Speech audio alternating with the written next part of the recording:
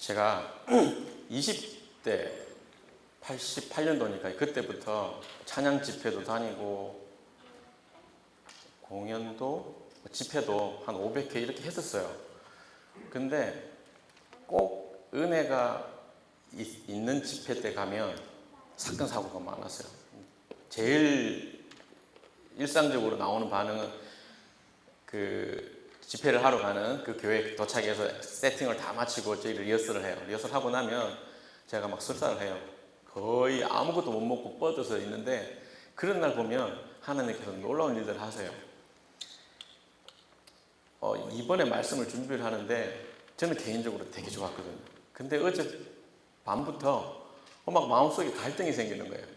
하지 말까? 못한다고 그럴까? 온갖 핑계를 가져서 하지 말까? 또 그러다가 말씀을 마무리하는데 혼자 또 너무 은혜가 되는 거예요. 이렇게 말씀이 은혜가 되니 내일 또 예배가 좋겠지 이랬다가 하지 말까? 혼자 그냥 이랬다가 저랬다가 거의 미친 사람처럼 새벽까지 왔었어요. 그러다가 또 하나님께서 오늘 우리에게 좋은 은혜를 우리 각자에게 하실 말씀이 분명히 있으신가 보다. 그래서 내 마음에 이렇게 또 갈등들 주시나 보다 하며 작은 소망을 가지고 여러분 앞에 섭니다. 얼마 전에 저희가 교회에 오는 랭리 사거리에 타운하우스 짓고 있는데 불이 났었어요. 그 집이 많은 집이 탔는데 어떤 분이 막 소방관들이 와서 불을 끄고 있는데 그 집 앞에서 노래를 부르고 기뻐하고 있는 거예요. 그 소방관들이 이상하죠. 쟤는 뭐야? 집이 타고 있는데 경찰관들도 와가지고 이 사람이 정신이 나갔나? 이 사람이 혹시 불을 지른 사람인가? 라고 의심을 하는 일이 있었던 건 아니고요. 제가 한번 생각을 해봤어요. 네. 불이 났는데 만일 내 집이 타고 있는데 그렇게 기뻐하는 사람이 있다면 우리는 그를 어떻게 해야 될까요? 돌봐줘야 되겠죠. 잘 데리고 가서 잘 먹이고 회복되도록. 내 집이 아니라 내 친구의 집이, 지인의 집이 불이 났다고 해도 아마 잠을 못 잘 것 같아요. 어떡하지? 저 집 식구들 어떡하지? 게다가 그게 겨울이면 더 고민할 것 같아요. 오늘 우리가 있는 시편이 어쩌면 그런 모습이에요. 다윗의 모습이. 그런데 이게 한글 성경으로 쭉 적혀 있으니까 그냥 읽어 넘어가면 너무 쉽게 쭉 넘어가요. 그리고 좋은 내용이구나 그럴 수 있는데 이제 우리가 예배 시간에 그래도 한 번쯤 들어볼 수 있는 게 시편이 150편이 있는데 그 시편에 9편의 시가 답관체라는 형식으로 쓰여져 있대요.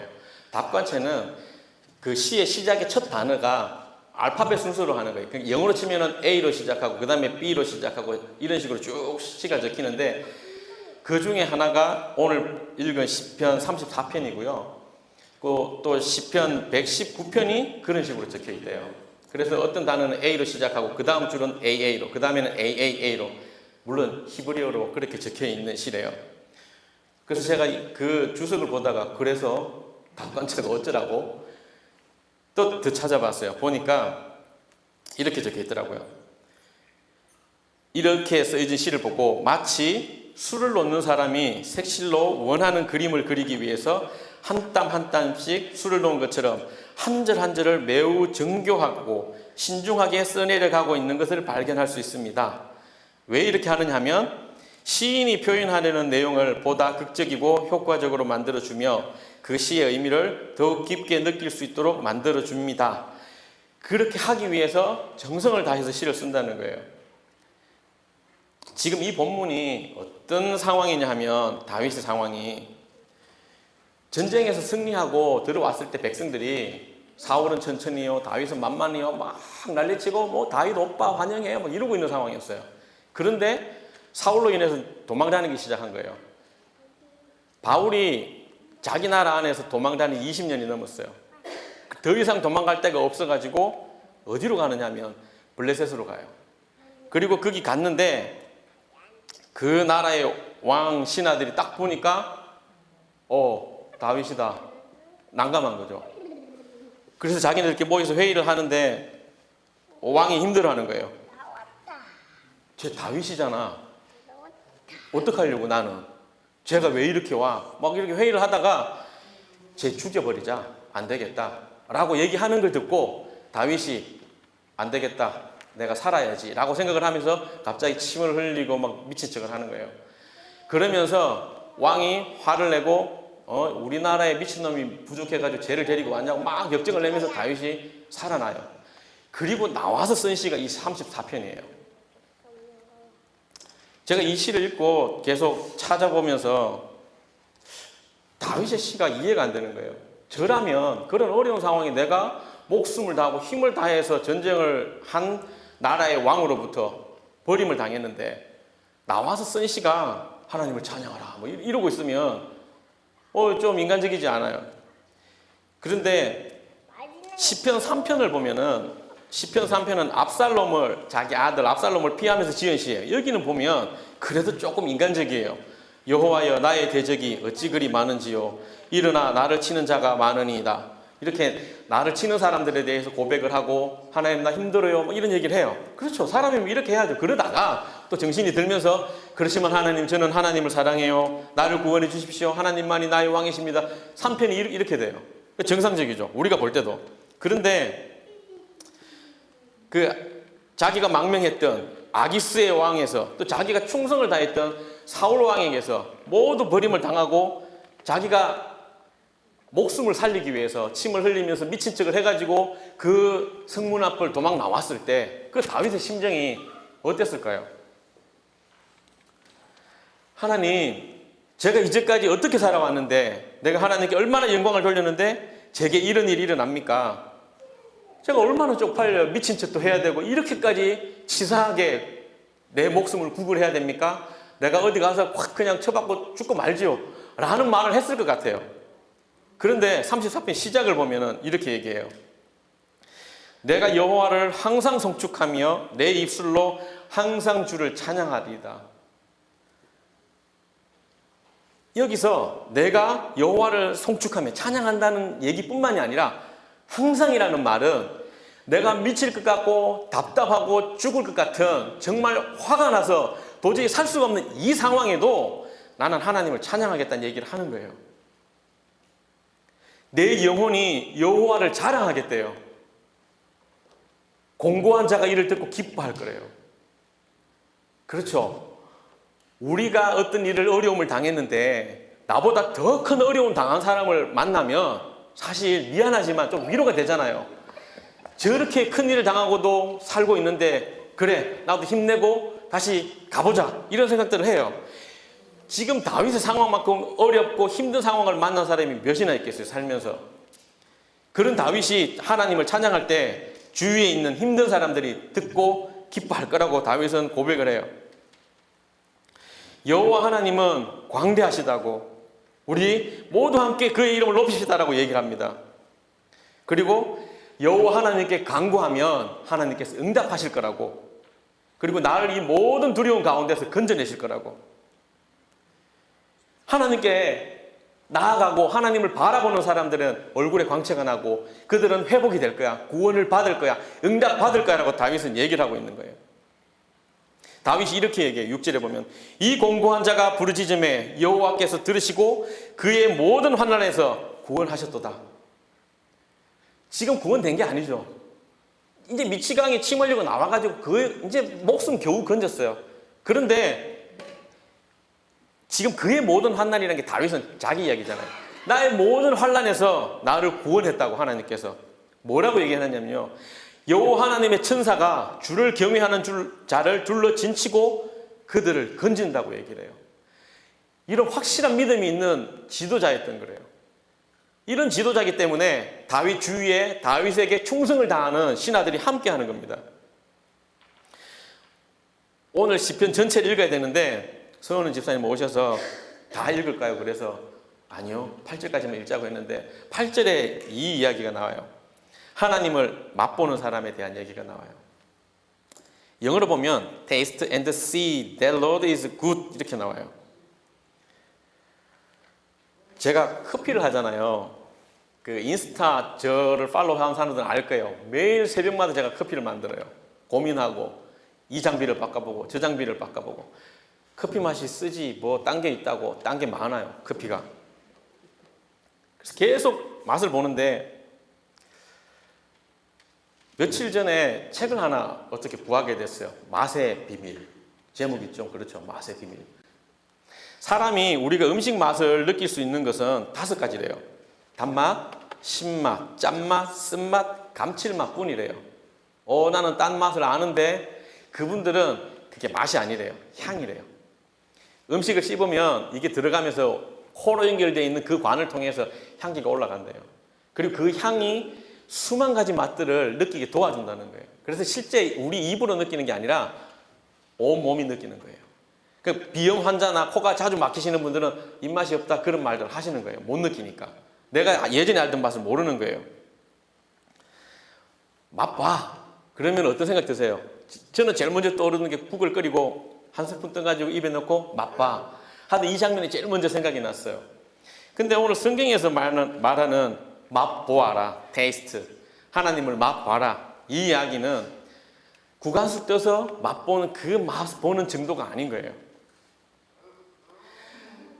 온 몸을 다해서 나의 오감을 다해서 내 평생의 그 시간을 다해서 하나님을 경험하는 거예요. 그 경험하는 일들에 내가 게을러질 때 나는 멈추게 되고 하나님과 나와의 그 거리는 멈추게 되는 거예요. 아니죠. 멈추는 게 아니라 결국은 더 멀어지는 거죠. 맛보아 알지어다. 하나님이 얼마나 선하신지. 여러분들 기억 가운데 뭐 초등학교, 중학교 때 정말 기뻤던 일들이 지금도 여전히 기쁘고, 물론 갑자기 떠올리면 기쁠 때가 있지만 그 일로 인해서 지금도 쉬지 않고 저는 기쁩니다 하는 분이 과연 몇 분이나 계실까요? 아닐 것 같아요. 금방 잊어버려요. 좋은 일들은. 그렇지만 안 좋은 일들은요, 두고두고 생각이 나요. 자다가도 벌떡 깨요. 막 화가 나가지고 잠이 도저히 오지도 않아요. 하나님을 맛보는 이 일은 한 문장으로 끝나는 게 아니라 내 인생 전체를 따라서 내가 하나님을 처음 알고 난 그 시간부터 지금까지 계속 되어져야 되는 일이에요. 맛보아 알지어다. 어제와 다른 또 하나님을 오늘 또 알아가야 되는 거예요. 이 열정이 식어질 때 우리 긴장해야 돼요. 나와 하나님의 관계가 어떻게 되어져 가고 있는가? 내가 문제가 어딘가에서 발생한 것은 아닌가 찾아봐야 돼요. 우리 속에서 더 열정적으로 하나님, 내가 하나님을 더 맛보아 알기를 원합니다라는 고백이 나와야 돼요. 신음하기도 하고요. 연애할 때 집에 데려다 주고 집에 오는 동안에도 궁금하잖아요. 잘 들어갔을까? 잘 잘까? 그리고 또 집에 와서 하루 종일 데이트하고 집에 와가지고 또 전화 걸죠. 잘 들어갔어. 아무 할 얘기도 없어요, 사실. 그냥 목소리 듣고 싶어서. 그럼 막 얘기하는데 듣다가 자죠. 전화기는 켜져 있고.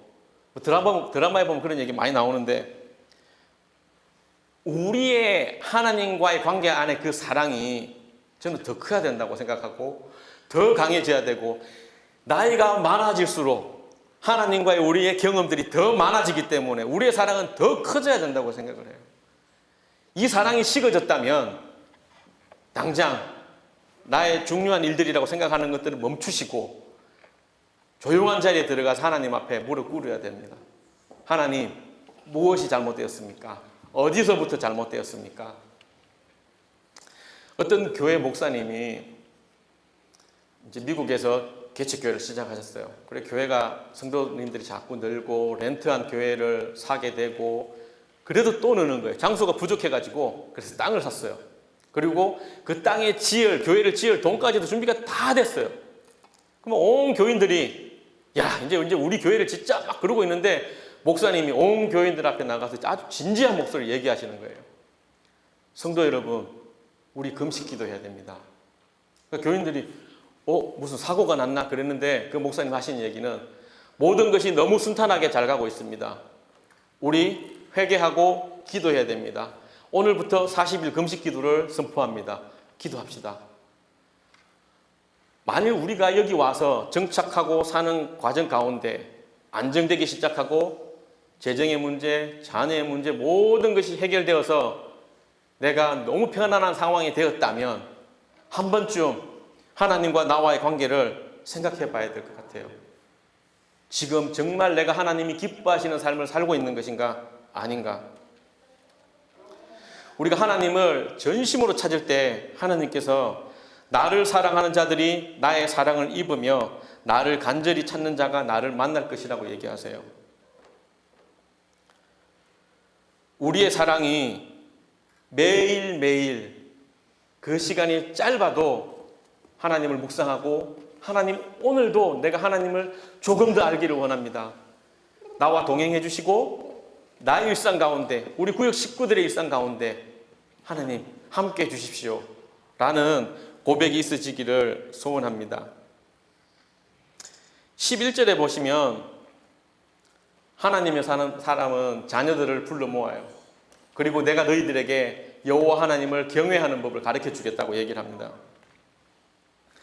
내가 여호와 하나님을 경외하는 법을 자녀들에게 가르쳐 주려면 내가 그렇게 살아야 되겠죠.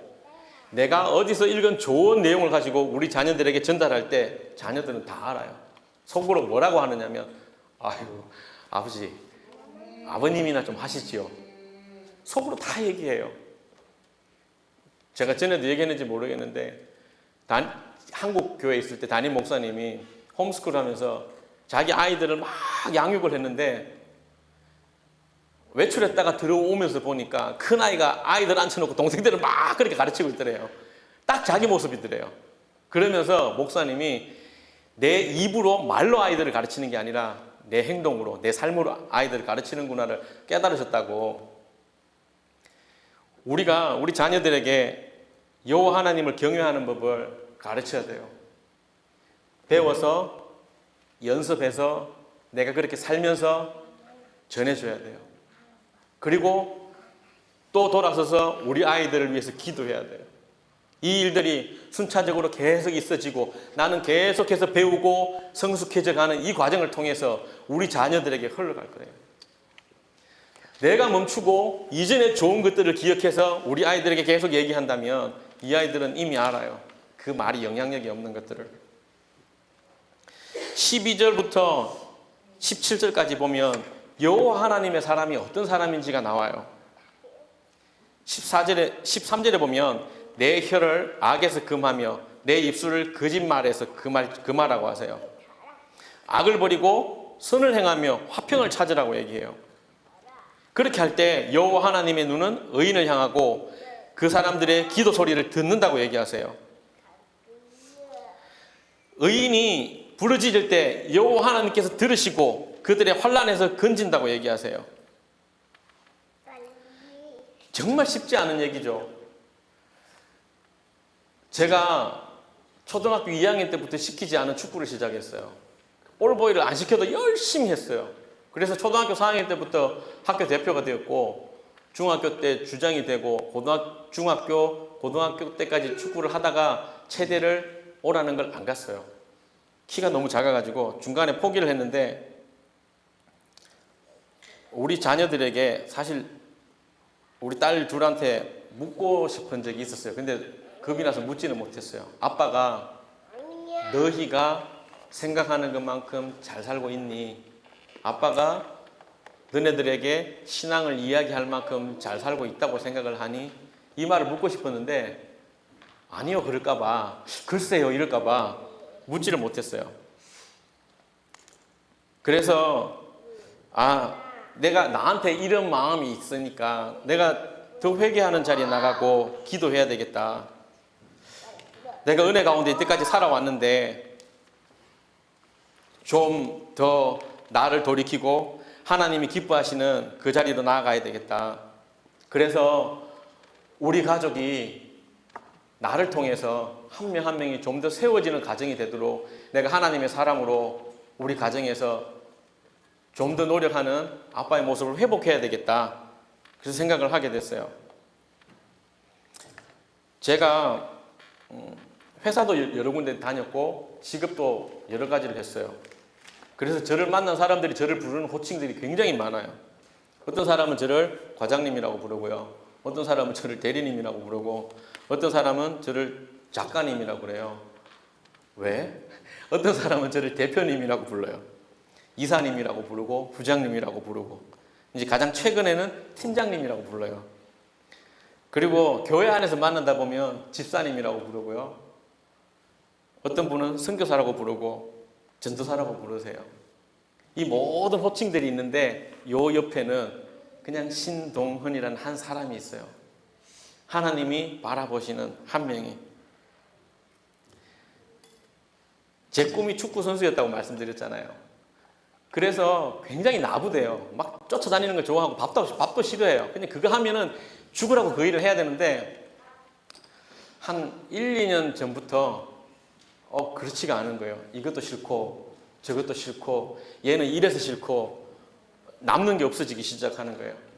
그러고 나니까 제가 긴장이 되더라고요. 이러다가 내 주변에 아무것도 재미없는 인생을 내가 사는 그런 나이든 할아버지가 나중에 되는 거 아니야? 라는 생각이 드니까 막 식은땀이 쫙 나더라고요. 그래서 안 되겠다. 나를 좀 다독거리면서 네가 지금 할 수 있고 그래도 그나마 좋아하는 게 뭐가 있니? 남아있는 게 지금 2가지 남아있어요. 축구하고 커피 만드는 일이에요. 근데 축구는 가서 해보면 힘이 딸려요. 근육도 없고. 그리고 자꾸 다칠 것 같아요. 겁도 나고. 그러면 이제 내가 더 나이 들어서까지 즐기고 이 땅에서 좀 공부할 수 있는 게 뭐가 있을까? 커피인 거예요. 그래서 그럼 커피를 해보자. 그래서 아내를 설득해서 장비들을 조금씩 추가해가면서 계속 공부를 해가면서 저를 다독거려요. 힘내라. 너는 할 수 있어. 너는 열정적일 수 있어. 너의 열정은 식지 않을 거야. 그리고 이 일들을 통해서 하나님께 또 쓰임 받을 수 있을 거야. 걱정하지 마. 그 말들을 하루에도 몇 번을 해요. 제가 30 됐을 때 40대는 선배들이 운동하면서 야, 내가 네 나이면 그런 얘기 듣기 시작했거든요. 40대니까 50대는 분이 그런 얘기를 하세요. 50쯤 되니까 50대 봐라. 세상이 바뀐다. 네 몸이 아니고 모든 일들이 막 그 얘기를 하시는 거예요. 설마 했거든요. 근데 정말 49부터 50 사이에 제 몸에 변화가 일어나는데 어마어마하게 좌절이 되는 거예요. 살아갈 수가 없어요. 이게 나였어? 내 속에는 10대 때 하루 종일 밥도 먹지 않고 운동장을 쫓아다니고 하루 종일 축구하던 내 모습이 아직도 남아있는데 운동장에서 하루 축구를 하고 오면 한 수요일까지는 몸이 아파요. 그 두 사람이 저 안에 공존하고 있어요. 너무 힘든 거예요. 인생 선배님들의 말씀을 잘 들으셔야 돼요. 여러분, 저보다 젊으신 분들은 몸을 챙기십시오. 절대 몸을 혹사시키지 마십시오. 보호하십시오. 그래야만 평생 식구들한테 잘하며 짐이 되지 않고 잘 살 수 있어요. 하나님께서 힘들어하는 야곱에게 이렇게 부르세요. 지렁이 같은 너 야곱아. 지렁이 같은 너 야곱아. 너희 이스라엘 사람들아 두려워 말라. 나 여호와가 말하노니 내가 너를 도울 것이라. 너네를 돕는 나는 이스라엘의 거룩한 자라고 얘기를 하세요. 우리가 하나님이 얘기하신 좀 전에 읽은 시편 34편 12, 13, 14절의 이야기를 한다면은 그렇게 살 수 있다면 우리의 성질을 죽이고 어제보다 좀 더 성질이 줄어들고 작년보다 덜 성질이 급해지고 내 입에서 10마디 나오던 악이 5마디로 줄어들고 3마디로 줄어들고 그래서 내 입술과 내 삶에서 예수 그리스도의 향기가 나오기 시작할 때 나 스스로가 이미 하나님 앞에서 기뻐하기 시작할 것이고 내 주변에 있는 사람들도 더불어 하나님 앞에 기뻐할 겁니다. 하나님께서 우리가 이렇게 살아갈 때에 우리의 영혼을 책임져 주신대요. 우리가 이렇게 살아가며 여호와 하나님께 의지할 때에 우리의 모든 것을 책임져 주신대요. 벌 받지 않을 거라고. 얼마 전에 모임을 하는데 한 분이 캐나다에 오신 이야기를 해주셨어요. 캐나다에 한국에서 살 때보다 조금 더 행복하기 싶어서 오셨대요. 그런데 살고 있는데 한국과 별 차이가 없대요. 여전히 바쁘고 여전히 힘들고. 그래서 이거는 아니다고 생각을 해가지고 나름 무언가 결정을 하셨더라고요. 저도 같은 생각을 해요. 뭐 행복하려고 캐나다 온 건 아니에요. 그런데 행복해야 될 것 같아요. 예수를 믿는 내가 행복하지 않으면 누가 행복하겠어요? 예수를 믿는 내가 행복해야 돼요. 구원받은 내가 행복해야 되고 그래서 내 주변에 믿지 않는 사람들에게 행복한 나의 삶을 보여줄 수 있어야 되고 행복한 내가 그렇게 살아가고 있는 것들이 그들에게 영향을 미치지 않으면 어떻게 복음을 전하겠어요? 그래서 행복하려고 애를 써야 되는 것 같아요. 내가 행복할 수 있는 것들 무언가를 붙잡아야 되고, 주빌리가 1인 1사역이라는 목표? 그걸 가지고 있잖아요. 그 생각들을 계속 하는데 이런 마음이 드는 거예요. 한국 교회에서는 목사님이나 탁월하신 몇몇 분이 교회에 엄청난 일들을 쥐고 달리세요. 그래서 어떤 분들 중에는 그렇게 혹사 당하며 일을 하시다가 빨리 돌아가시는 분들도 계시고, 그렇게 일을 하니까 가족들을 못 돌봐서 사역자의 삶은 저렇게 어렵고 힘든 삶이야 라고 보여져서 젊은 사람들이 기피하기도 하고, 근데 주빌리는 1인 1사역을 통해서 그분이 누구시든지 간에 주빌리 안에서 사역하시는 분들은 책임질 수 있는 만큼들만 일을 하면서 같이 기뻐하고, 번아웃 되지 않고 시간이 지나도 계속 더 능률적이고 교회에도 유익하고 각 가정에도 그렇게 피해를 주지 않는 좋은 모델의 교회가 되면 좋겠어요. 그게 제가 생각하는 건강한 교회의 모습 중에 하나라고 생각을 하고요. 또 하나는 구역 모임에 왔을 때 나의 아픔들과 나의 힘든 것들을 나눌 수 있고, 또 나의 기쁜 일들을 같이 나누고 같이 박수치고 기뻐해주는 그런 구역 모임이 되면 좋겠어요. 내 힘든 것들을 얘기를 했을 때 그것이 교회에 소문이 나가지고 그 집은 어떻게가 아니라, 내가 얘기를 했는데 온 우리 구역 식구들이 그 이야기를 듣고 기도하는 거예요. 기도하기 시작하고 얼마 지나지 않아 그 문제들이 해결이 되고 회복이 되고, 그래서 그 일이 이렇게 해결이 됐습니다라는 그 고백을 온 식구들이 같이 듣고 구역 식구들이 또 같이 하나님께 기뻐하고, 살아계신 하나님의 일들이 구역에 계속 있어지는 그런 교회가 됐으면 좋겠어요. 그렇게 살아갈 때에 우리가 하나님 앞에 우리의 힘들고 어려운 것들, 좋은 일들을 같이 나누고 같이 기도하고 나갈 때 우리와 동행하시는 하나님을 우리 교인들 한 명 한 명이 다 경험하는 이 일들이 여호와 하나님을 맛보아하는 일이라고 생각합니다. 그러면은 우리는 그렇게 얘기할 수 있을 거예요. 다른 분들한테도 여호와 하나님을 맛보십시오. 당신의 문제가 무엇입니까? 우리 구역 식구들에게 이야기해서 같이 기도하겠습니다. 우리 살아계신 하나님께서 어떻게 역사하시는지 보십시오. 내가 믿는 하나님은 살아계신 하나님이십니다.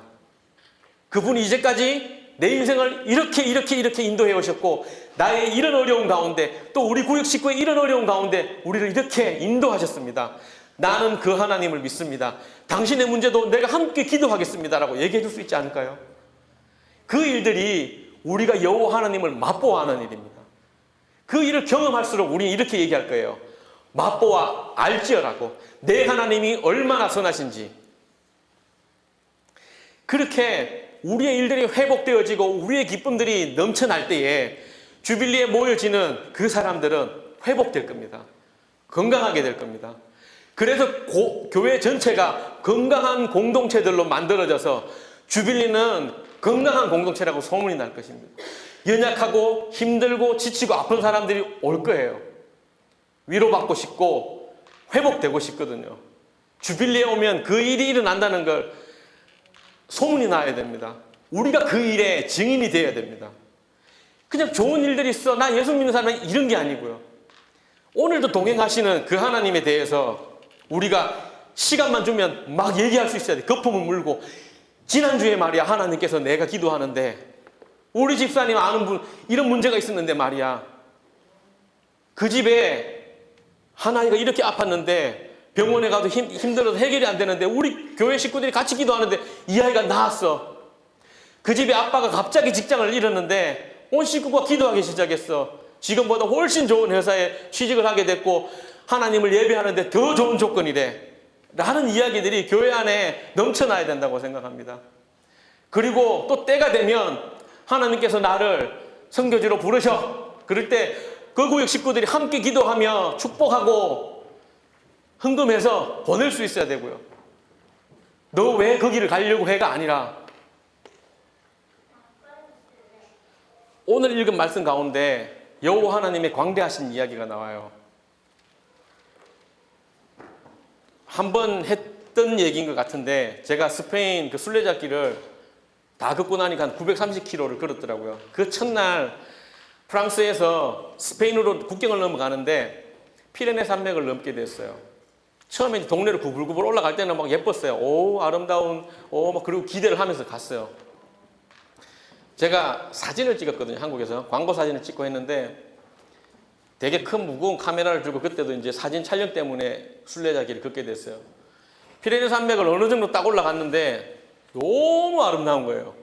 너무 넓고요. 이게 넓다 이런 게 아니에요. 너무 넓다도 안 돼요. 그냥 진짜 한없이 넓어요. 카메라를 딱 들이대는데 요만큼밖에 안 들어오는 거예요. 제 카메라가 넓게 잡히는 카메라인데도. 그러면서 나오는 게 탄식이에요. 내가 얼마나 초라한지, 여호와 하나님이 얼마나 광대하신지, 하나님이 만드신 피조물인데 이거 하나 보고도 제가 우와 했거든요. 사진 찍는 내내 그 피레네 산맥을 넘는데 너무 초라한 거예요. 그리고 너무 힘든 거예요. 제가 한국에서 봤던 이런 산들이 아니에요. 너무 넓은 산이 넓게 끝도 없이 있는 거예요. 그리고 또 한 번은 로키를 갔을 때예요. 차를 타고 오르막 내리막을 가는데 이거밖에 안 나와요.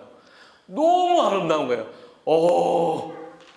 조금 아름다우면 야 멋지다 이렇게 나오겠죠. 근데 너무 아름다우면 그냥 이렇게 더 이상 얘기를 안 하더라고요. 그리고 눈물이 쭉 흐르더라고요. 주님 너무 아름답습니다.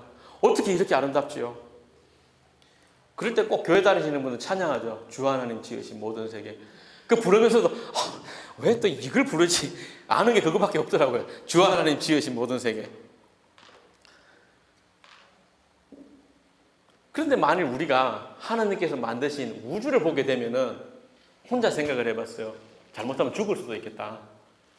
와 하지도 못하고 그냥 그러고 그냥 또 그냥 쓰러질 수도 있겠다 싶은 거예요.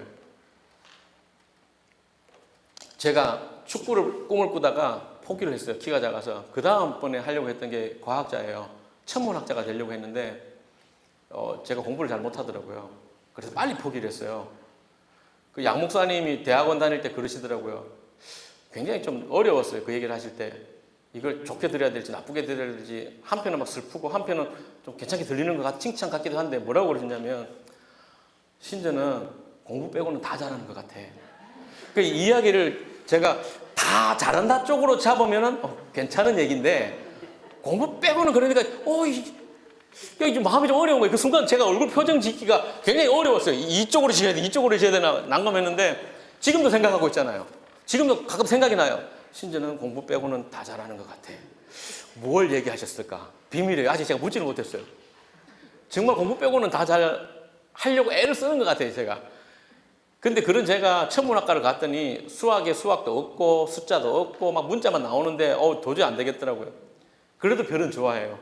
그래서 별 사진을 보고 하는데 사진만 봐도 그렇게 멋진데 정말 아름다워요. 망원경을 들이대고 1시간을 보고 있는데 겨울에 시간이 그냥 10분도 안 된 것 같아요. 금방 지나가요. 너무 아름다워요.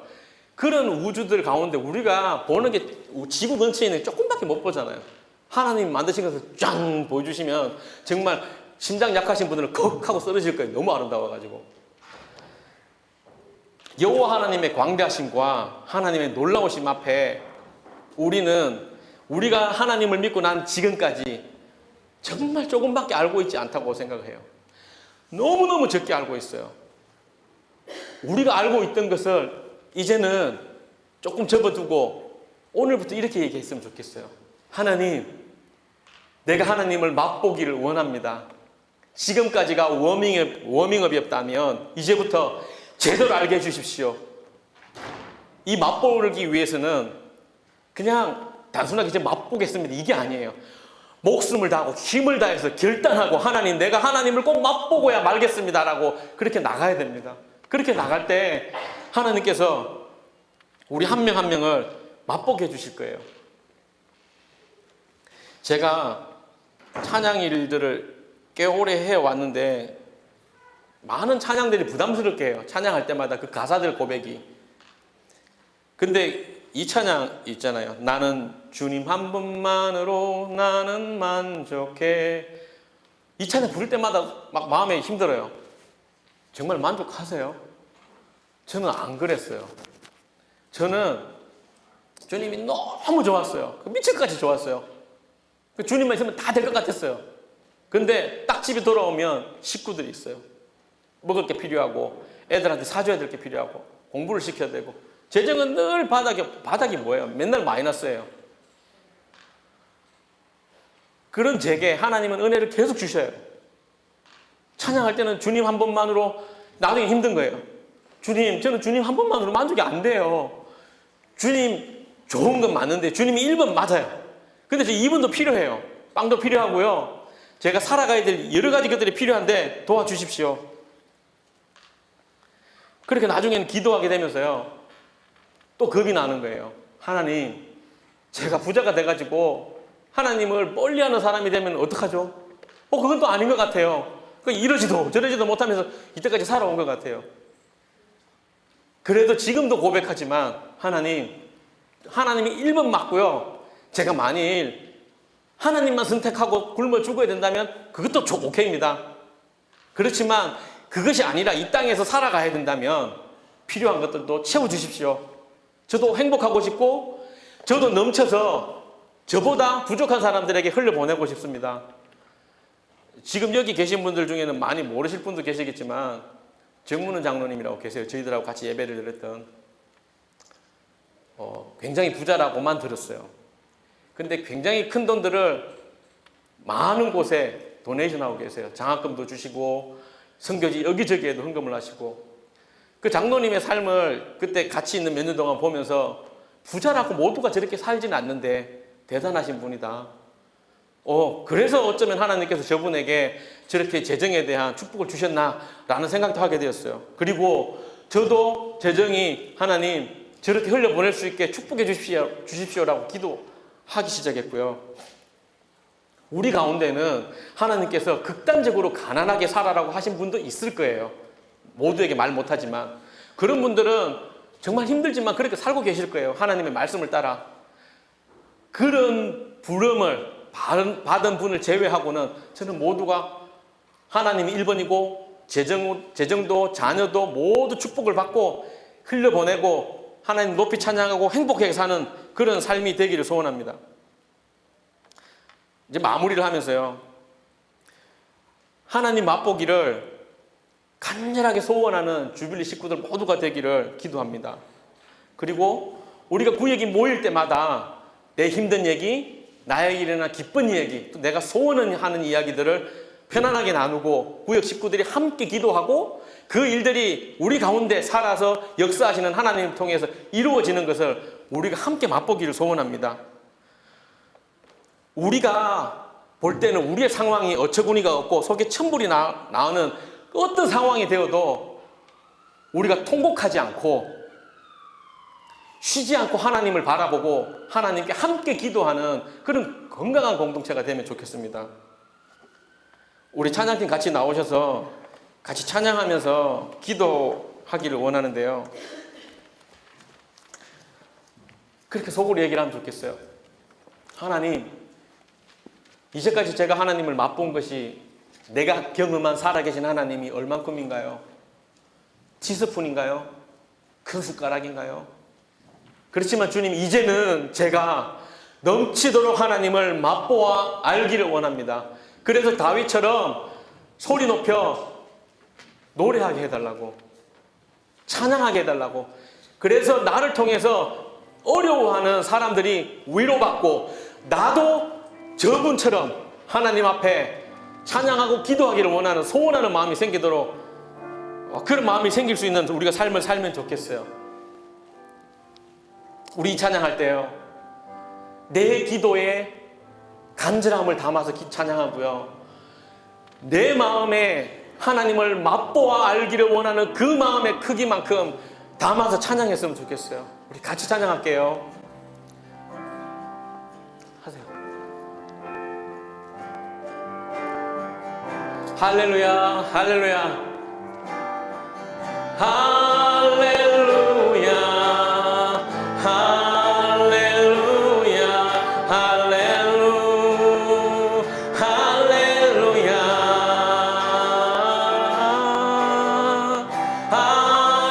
할렐루야, 할렐루야,